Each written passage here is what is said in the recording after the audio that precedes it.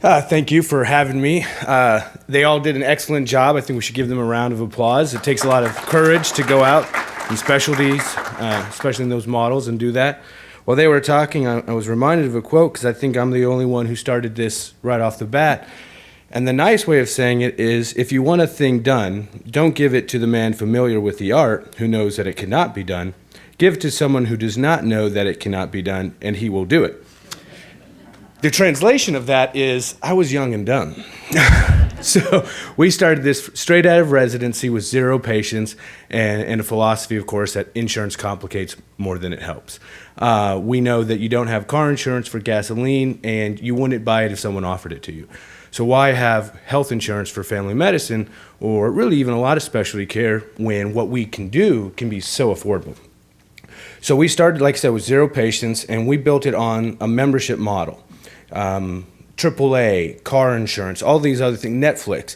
People appreciate the value of a membership because it's unpredictable. They don't know how much they're going to use. So our prices are $10 a month for kids, $50, $75, or $100 for adults through the age ranges. And that's for unlimited home visits, work visits, office visits, and even technology visits. So email, webcam, cell phone, texting, Twitter, Facebook, Skype, basically anything. Because we're not a HIPAA provider, and because we're not reimbursed by insurance, we're not limited to how we can communicate with our patients. Furthermore, we have no copays for anything in our office. Then any procedure we can do is included free of charge.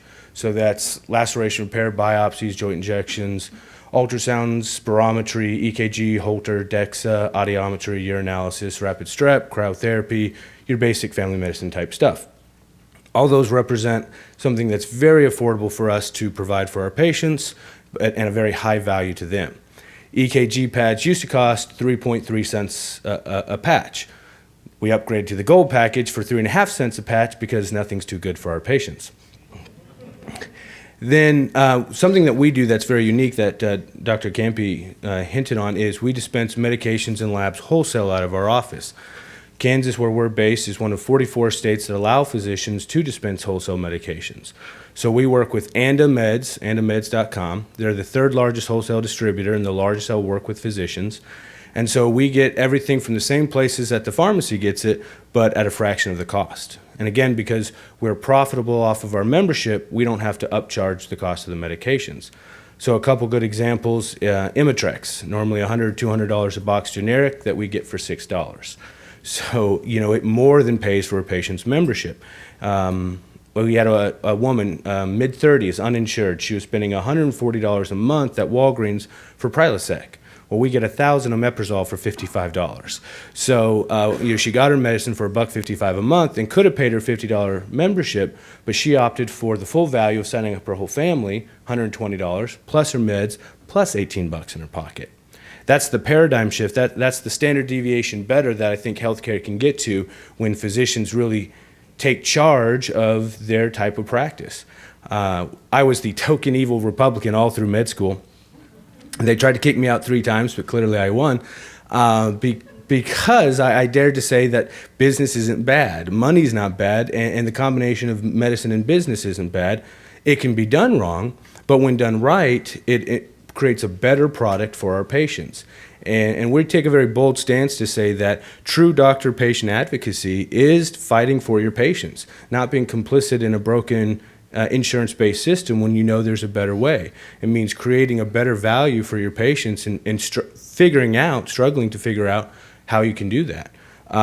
Same thing with labs. By contracting directly with LabQuest or LabCorp and Quest, we get to prices that are upwards of 90 to 95% off. A CBC for us is $1.50. A metabolic panel is $2. A lipid panel is $1.50. Thyroid is $2. So now we don't have to go through PICOs because our patients, it's more convenient for them to come to us and do it than it is to go anywhere else. So again, it represents an enormous value. All of these things that we can do allow our specialists to go back to their insurance and carve out the pieces that they don't need. In the Jenga board game that is your insurance, there's a ton of that's unnecessary. So I think one of the reasons we're a very successful practice, going from 0 patients to 1,500 in just over 3 years and 4 months and 3 physicians, is because we add so much value. We really came at it to make it very affordable, very meaningful to our patients, but then all of that service allows us to go to their insurance and decrease their premiums by 30 to 60%. So we can go to an employer, often blue-collar employers, and it can make the difference between hiring people or firing them, dropping insurance so they can be on state insurance, or keeping it and giving them a raise. One thing that we do is we go to the partially self-funded plans that were mentioned earlier. The way that works is any money on premiums not spent during the year goes back to the employer. So we have a local gardening company, Johnson's Garden Center, and they give us permission to say these numbers, but we lowered their premiums by 55% year one. 3 years later, they pay less than they did 3 years ago because we effectively lowered their insurance each year. They're now in a partially self-funded plan, costs about $108,000 a year. Their premium went up 6% for 2014, but they got $34,000 of those premiums back because the use of our model makes their dollars very cost effective. So for physicians doing this model, of course, we wanted it to be a better model for our patients, a better model for ourselves and the employers.